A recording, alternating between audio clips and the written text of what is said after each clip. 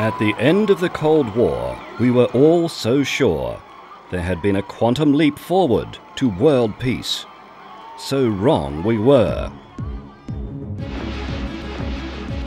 Once the strained relations between East and West had been resolved, the resulting void allowed other forms of turmoil and violence to develop. It was no longer nation against nation, but people against people. High-tech weapons made way for rifles and machetes. Normally harmless tools and cars became deadly weapons. On September the 11th, 2001, a new type of war became a visible part of our daily life: international terrorism. With the attacks on the World Trade Center in New York and public transportation in Madrid and London, the world saw terrorism advance to the level of a serious global threat. In the mid-1990s, some questioned NATO's continued purpose. However, as the decade unfolded, global security became a more dominant feature of national security. In response to the changing global situation, NATO had to redefine its vision and structure, and a new operational concept had to be developed. During the Prague Summit in 2002, the NATO member nations unanimously approved the NATO Response Force concept. I take it that this is agreed. Thank you very much. The Council has so decided.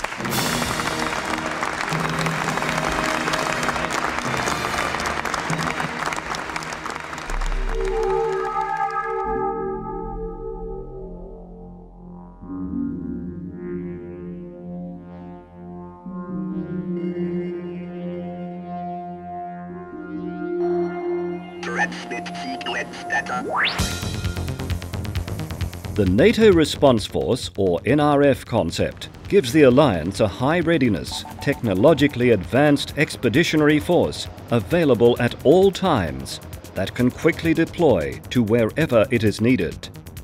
The potential roles for the NRF cover a large spectrum of military operations.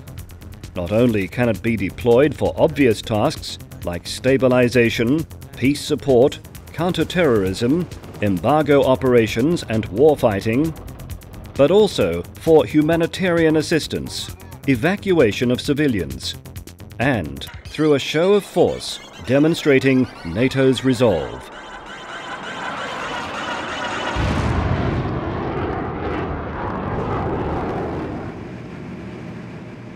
The NRF consists of approximately 25,000 troops and is held at 5 to 30 days readiness. When directed to prepare for deployment, the force will be tailored to a specific operation. The NRF will be able to deploy quickly and operate as a standalone force for up to 30 days using embedded logistic capabilities, or longer if resupplied. The NRF operates under a rotating command. The Joint Force headquarters in Brunsum, Naples, or Lisbon provides this leadership.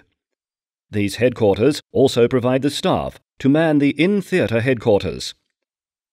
Thanks to the rotational principle, the transformation of NATO can be implemented rapidly and continuously. The commanding headquarters implements new doctrines and organizational structures in each rotation, and each rotation learns from the previous one. Although the forces are organized into air, maritime, and land component commands, complemented with special operations forces where required, they all answer to a single joint command, headed by the NRF commander. Through the cohesion of the sea, land, and air resources, NATO forces are able to operate at greater distances with a higher success rate and more quickly than ever before. So, who provides the troops, equipment, and logistics for the NRF? Allied Command Operations Headquarters in Mons, Belgium, prepares a list of requirements for every NRF rotation. The nations are asked to commit themselves to deliver troops and capabilities on that list. It is the nation's responsibility to make sure these troops are trained and kept at the required level of readiness.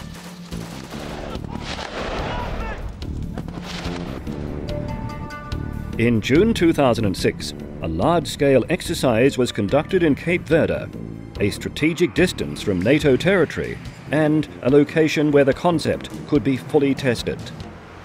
The exercise involved over 7,000 troops, an air, maritime and land component command and some special operations forces.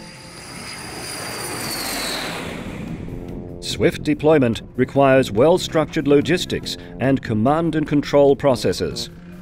The exercise therefore focused heavily on testing and evaluating the deployment processes and the concept as a whole.